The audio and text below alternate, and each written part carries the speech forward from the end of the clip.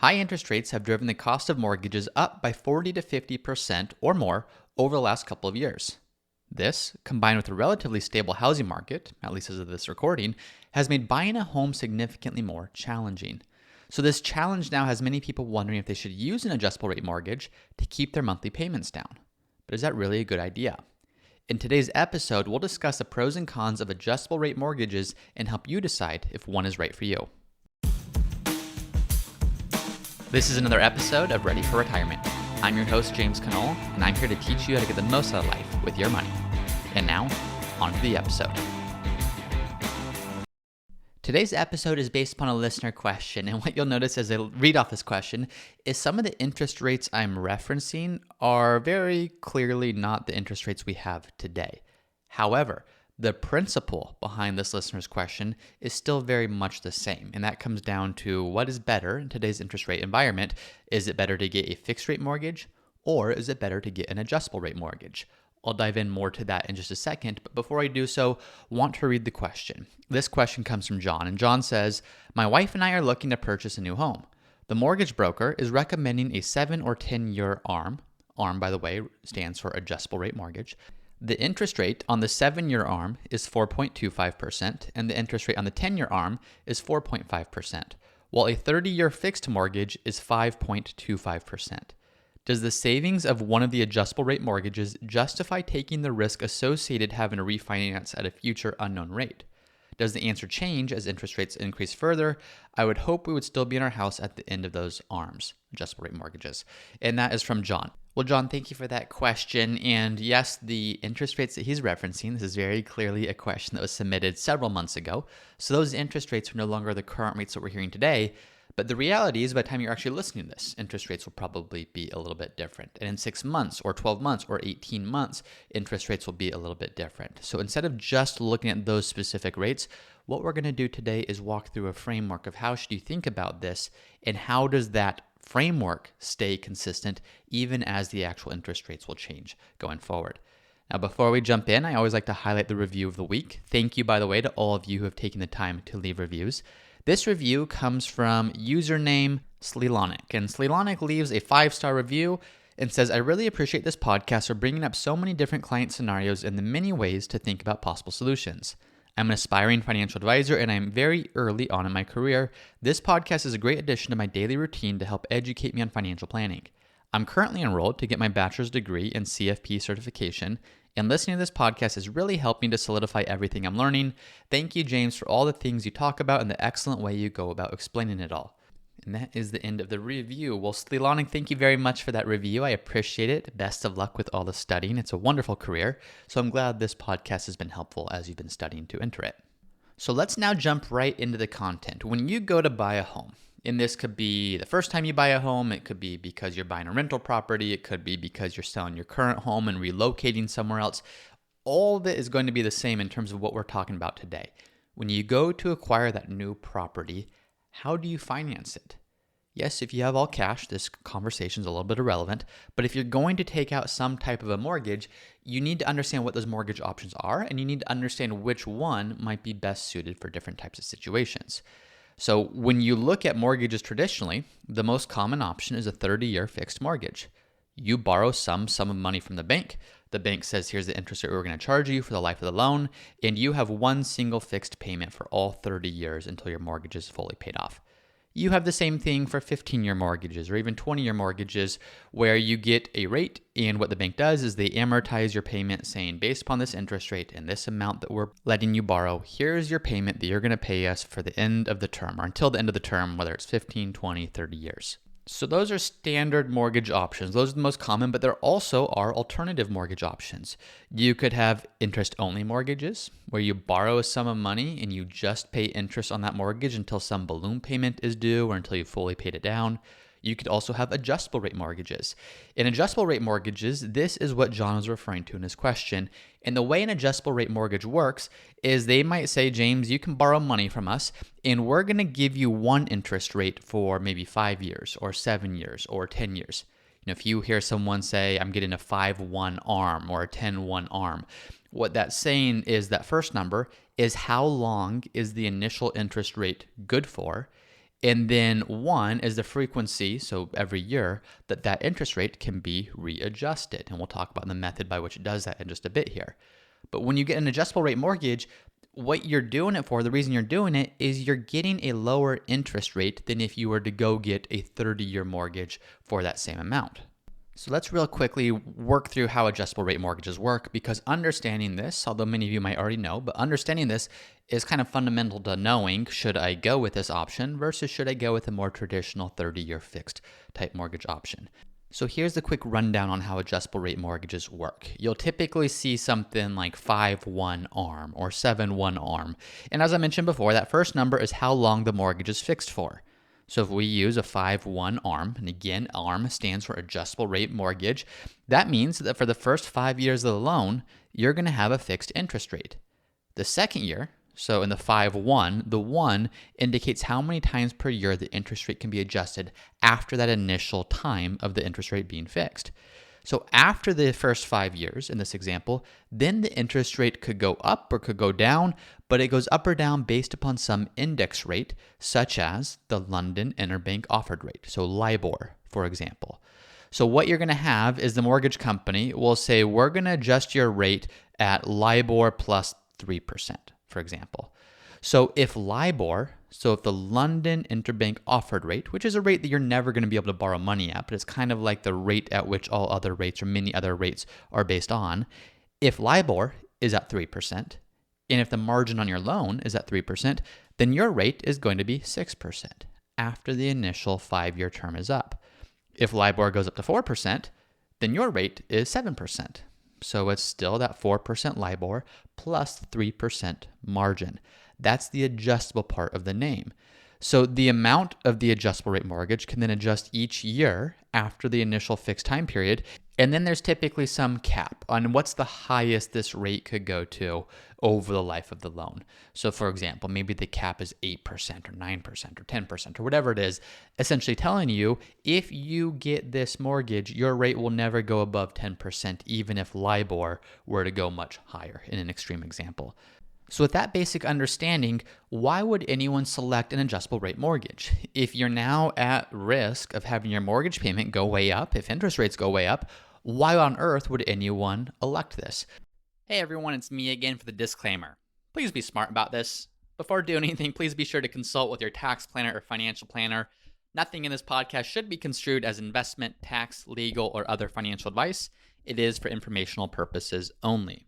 Well, you would choose an adjustable rate mortgage because for that first 5 years or 7 years or 10 years, whatever that first number is in the 5-1 or 7-1 or 10-1 title of the loan, the interest rate is going to be lower than it otherwise would have been if you had elected a 30-year mortgage. So let's take an example of where rates might be today. Now, granted, all of these rates are going to depend, in terms of you getting an actual mortgage, on your credit score, the loan amount, other factors where are current interest rates. But just for the sake of example, let's assume that you could go out and you're trying to borrow $500,000 to buy a home. Well, you could go get a 30-year fixed mortgage, and let's assume the interest rate on that is 6.75%. Or you could go get an adjustable rate mortgage, and the interest rate on that is 5.5%. Well, you can see right off the bat why someone might at least be intrigued by this adjustable rate mortgage option. That interest rate is lower than the 30-year fixed rate. Now let's compare the payments. Again, assuming a $500,000 mortgage.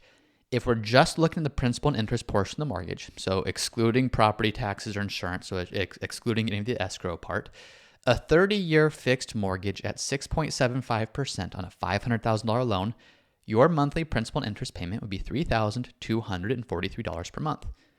If you were to get that same $500,000 mortgage, but you used a 5-1 ARM at 5.5%, well, now your payment would be $2,839 per month.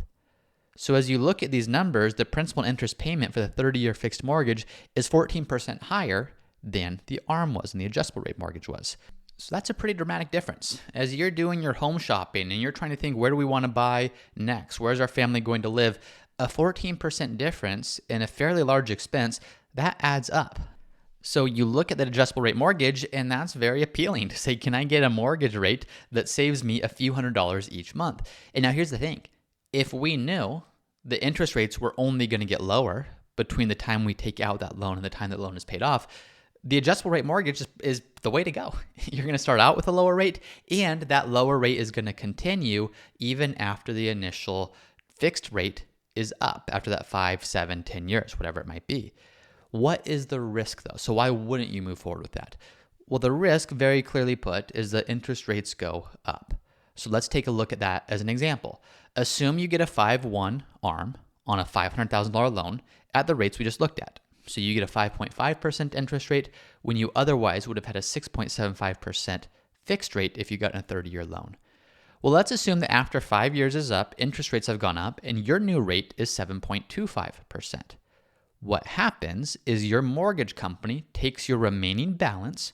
Now, you would have paid some of your mortgage down by that point, but they take your remaining balance and they re-amortize it every single year, assuming that an adjustment was made to the interest rate. So based upon, in this example, still having 25 years left to pay this off, the mortgage company would say, what's the new loan amount? Well, if it started at $500,000, assuming you made the minimum payment of $2,839 per month for the first 5 years, your actual balance would be down to $462,300 at the end of those 5 years. They would then take that new balance, re-amortize it at 7.25%, and now your payment would go up to $3,342 per month. Now, that's an 18% increase. So that, if you're looking at it, you may not be able to afford that. That's the risk. If your mortgage payment all of a sudden was almost 20% higher, would that still fit in the budget, or would you be forced to move or at least cut some expenses pretty dramatically?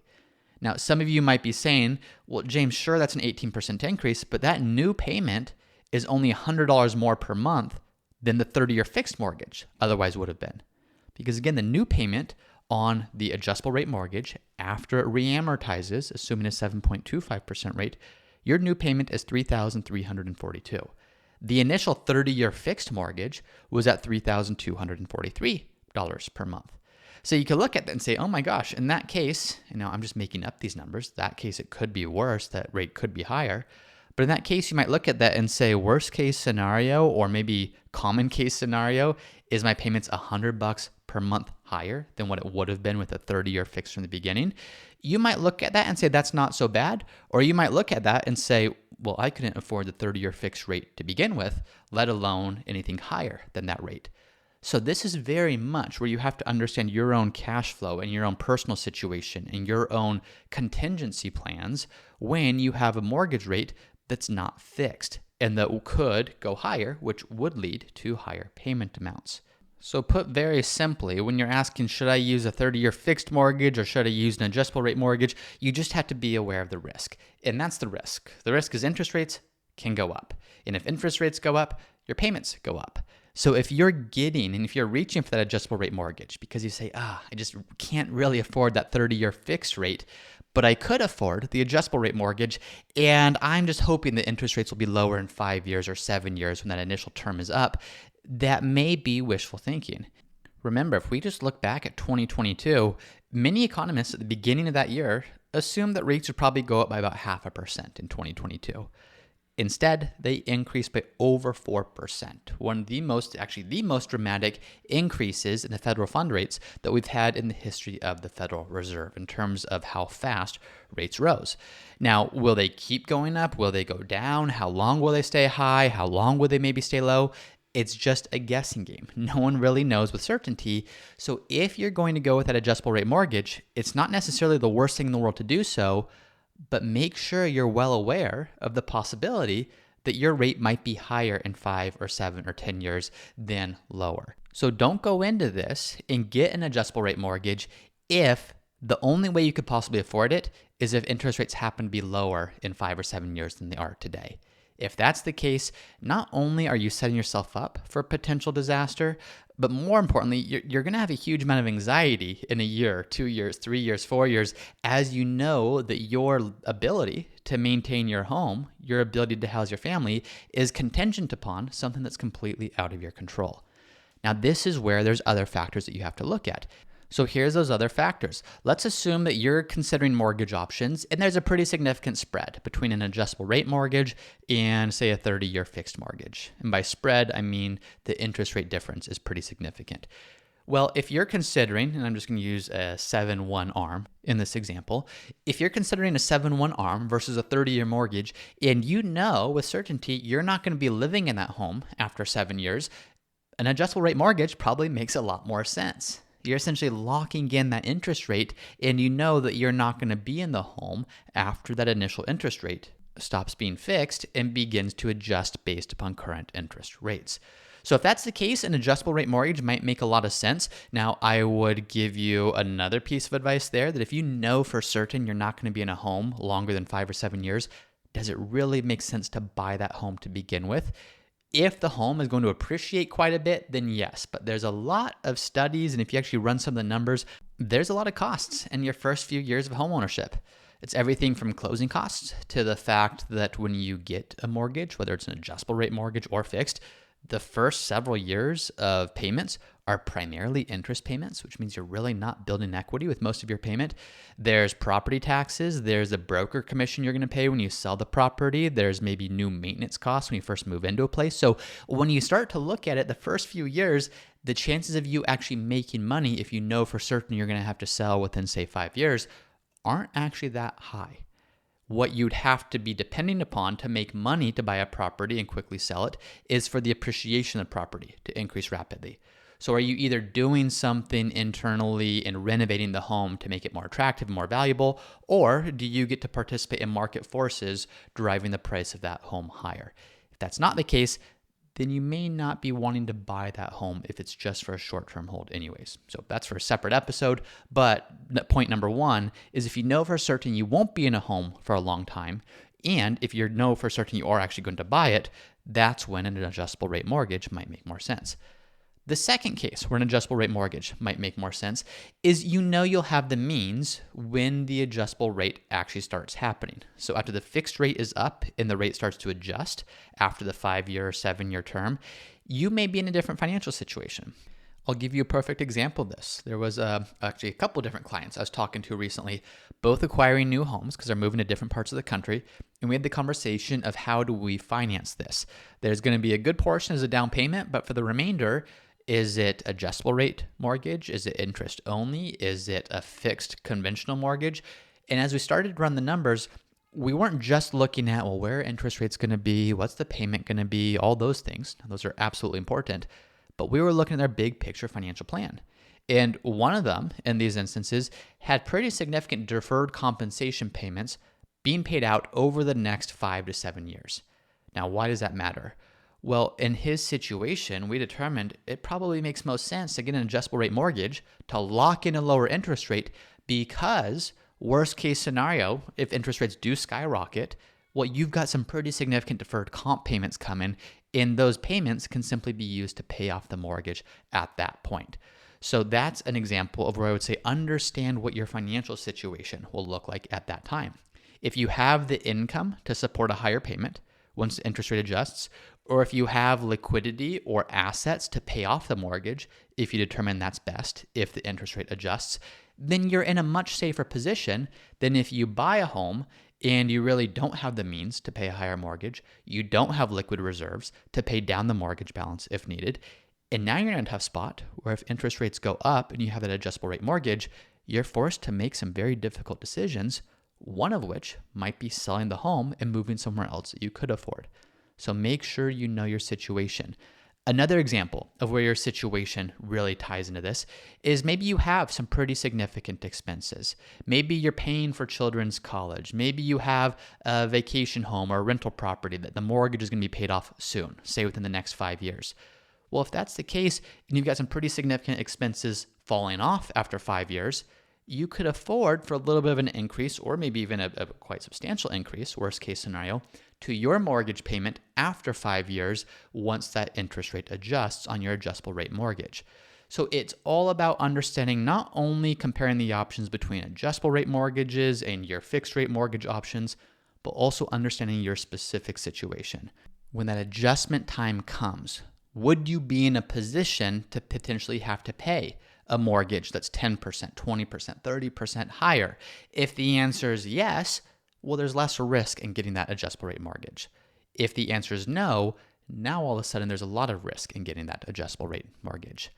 So finally, when you look at all this, if you knew a certainty that interest rates were going to drop and that you could refinance once that adjustment period happens, there's really no reason to not get the adjustable rate mortgage.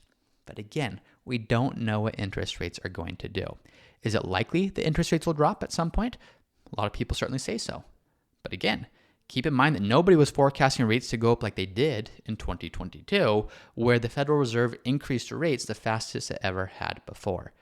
So when you look at this, it seems like a fairly simple analysis. And to an extent it is when you're just comparing mortgage rate options. You can run the numbers on a fixed mortgage, you can run the numbers on an adjustable rate mortgage to see what that payment looks like, and then you could run it to see what might the payments be on an adjustable rate mortgage based upon what I'd like to call worst case scenario.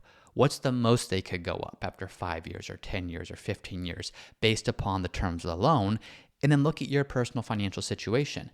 If that worst case scenario were to happen, even if it's unlikely, would you be in a position to be able to roll with it? Or would you be in a pretty tight financial situation where it would cause you a great amount of financial distress and even lead to a potentially very negative outcome? So that is it for today, John. I appreciate that question. For all of you who have left reviews, I appreciate you doing so. If you have not already done so, please take a moment, click 5 stars if this show has been valuable to you at all. And also an announcement, it's been this way for a couple weeks now, but we are on YouTube. The YouTube channel used to be under Root Financial. It's now just under my name, James Conole, Conole. So check out this podcast. Also check out other great videos on our YouTube channel. And again, that channel name is James Conole. So that's it for today. Thank you as always for listening, and I'll see you next time. Thank you for listening to another episode of the Ready for Retirement podcast. If you want to see how Root Financial can help you implement the techniques I discussed in this podcast, then go to rootfinancialpartners.com and click Start Here, where you can schedule a call with one of our advisors. We work with clients all over the country, and we love the opportunity to speak with you about your goals and how we might be able to help. And please remember, nothing we discuss in this podcast is intended to serve as advice. You should always consult a financial, legal, or tax professional who's familiar with your unique circumstances before making any financial decisions.